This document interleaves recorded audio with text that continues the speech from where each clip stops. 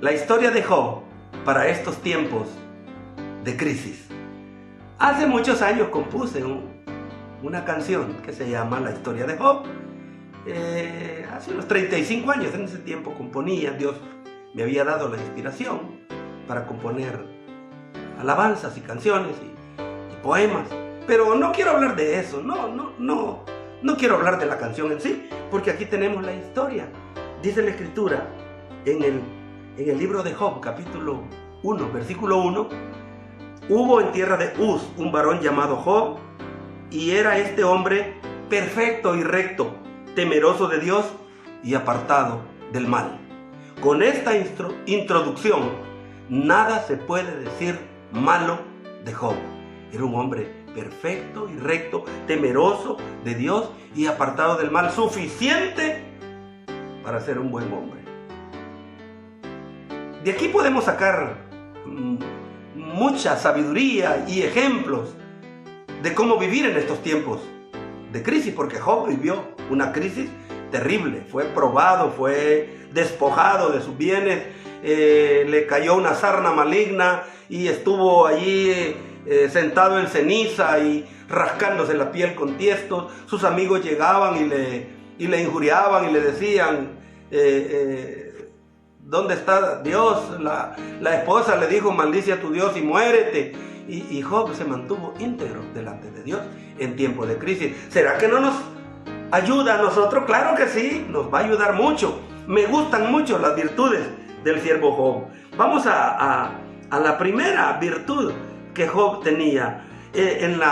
Vamos a poner por lo menos 3 virtudes, y la primera es que Job prácticamente no era apegado a los bienes materiales, no dependía de ellos, sino que Job dependía de Dios. Mucha gente en esta crisis ha sufrido porque depende de los bienes materiales y son necesarios. Y yo no estoy en contra de ello. Yo sé que no se puede vivir sin un buen salario, sin un buen honorario. Mucha gente ha dejado de percibir ganancias de sus negocios, pero muchos han muerto y se han suicidado, y uno muere y las cosas quedan aquí en la tierra. Pero Job no era apegado a las cosas materiales. ¿Saben lo que dijo? Él dijo en el capítulo 1, versículo 21, dijo: desnudo salí del vientre de mi madre, y desnudo volveré allá. Jehová dio y Jehová quitó. Sea el nombre de Dios bendito. Mucha gente apegada a los bienes materiales no se muere de COVID, no se muere de alguna otra enfermedad, sino que de preocupación que va a perder lo que tiene. Válgame Dios, eso no es posible. Mucha gente no da, no ayuda, porque piensa que se va a quedar sin nada. Mentira, nunca nadie se quedó sin nada. En estos tiempos de crisis han habido casos. Mucha gente pregunta, ¿cuántos muertos allá en Honduras, en Nicaragua, para las tormentas ETA y IOTA? Y no nos atrevemos a ayudar a los demás. Mucha gente que se quedó sin comer, y otros tenían y no dieron. Eso no es posible, el apego a las cosas. Está comprobado, cuando uno comparte, Dios multiplica aún mucho más. Cuando uno comparte con otros. Pero hay gente que apegada, que no dio nada, solo se quedó diciendo, ay, voy a orar por usted. Pero no dieron nada. Pero no hay que ser apegado a los bienes materiales. Decía un hermano en mi iglesia, ¿cuándo un hombre es próspero? ¿Cuál es la medida de la prosperidad? Cuando se tiene lo suficiente para vivir y un poquito más para ayudar a otros. Eso es sabio. Así que Job no vivía apegado a los bienes materiales. Desnudo salí del vientre de mi madre, y desnudo volveré allá. En segundo lugar, Job ofrecía sacrificios a Dios por si acaso alguno de sus hijos había pecado contra Dios. Mire qué importante. ¿Qué hacemos nosotros? ¿Regañar a nuestros hijos? ¿Fastidiarlos? Oremos por ellos. Es un buen ejemplo de Job.